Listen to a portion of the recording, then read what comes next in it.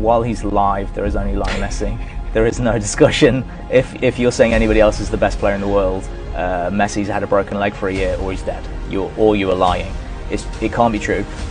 He's the best dribbler I've ever seen. He's the best passer I've ever seen. He scores as many goals as anyone I've ever seen. Sorry, I'm going back to it again, aren't I? He deserves to win the Pallone d'Oro like every year he won. People who says opposite, either they don't know football or they don't know what they're talking about.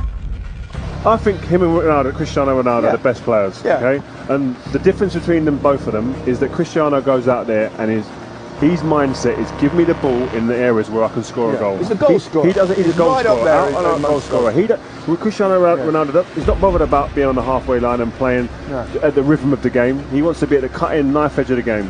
Whereas Messi, you sometimes see him in a defensive midfielder position, picking up the ball, playing 1-2, just playing with the opposition, waiting for that moment, biding his time. He's involved in the rhythm of the game constantly. That's the difference between the two players. And then the guy's a magician. I mean, the size of him, he shouldn't be doing what he's doing, really. He shouldn't be. He's small. If you're going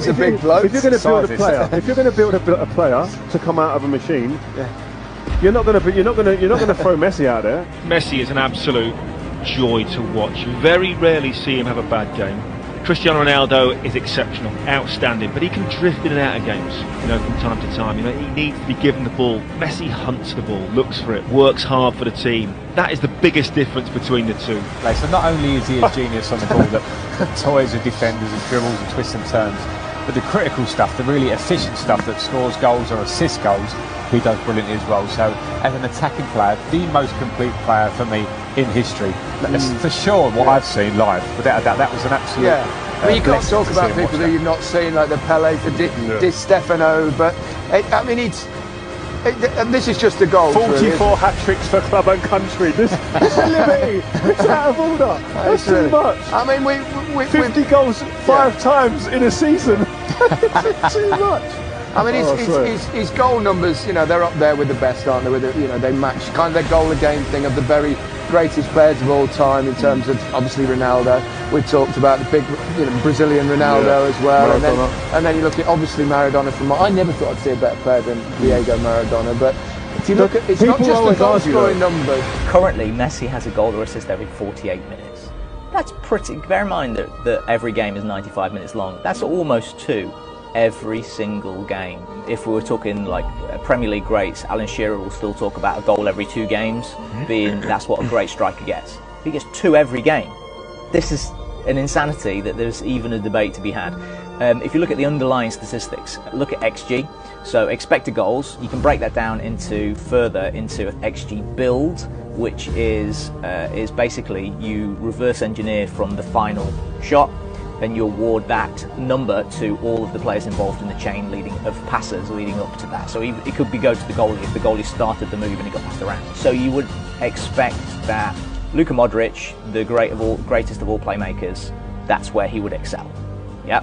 So if you look at the big contenders, Messi, Salah last season, Ronaldo, because why wouldn't he be?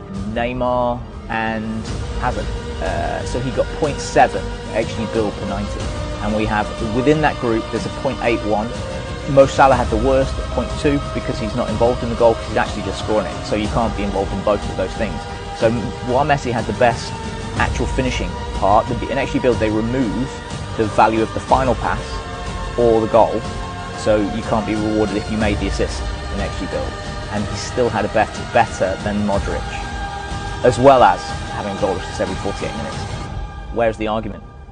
No, but people then argue he hasn't won the World Cup, so Maradona, that's what people's arguments are. But I agree with you in longevity, to play at the top level in today's game, how quick it is, the pace of the game, to score the goals, the assists that he has to be in that conversation. But all the best players play in this competition now. It's like a World Cup every year. That's where the best players play.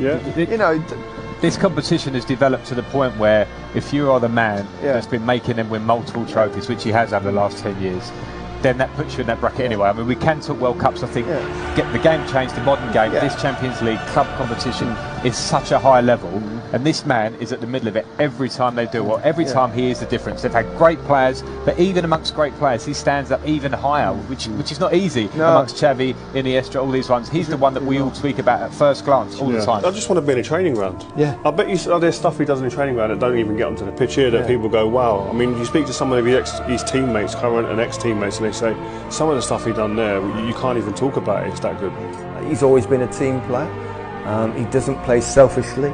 These are other attributes that he has that, you know, he doesn't play out, he doesn't dive, he doesn't retaliate, and all round he's such a great example for football, and he sets such a good example for young children to follow. That there's so much to like about him. We're lucky to have this, you know what I mean? And it's just to be here and marvel at it. And I just feel that we're lucky. Me and Frank were talking off air before. We feel lucky that we've actually been able to play with, and now we're being able to sit back and really enjoy and watch him. Because I don't think you can enjoy and watch when you're fighting for trophies against people like that, because you're jealous a little bit. You're envious at times. You want to be there instead of him. Whereas here now, I've got no problems with watching him and really going, you know what a player.